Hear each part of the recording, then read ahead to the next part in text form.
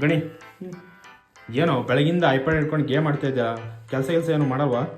ಕೆಲಸನಾ? ನನ್ನ ಕೆಲಸ ಅವಲೇ ಮಾಡ್ಕೊಬಿಟ್ಟೆ ಕಣ ನಾನು. ಹೌದಾ? ಬೆಳಗಿಂದ ಗೇಮ್ ಆಡ್ತಾ ಇದ್ಯಲ್ಲ, ಅದು ಯಾವ ಆ್ಯಪಲ್ಲಿ ಕೆಲಸ ಮಾಡಿದೆ ಮರೆ?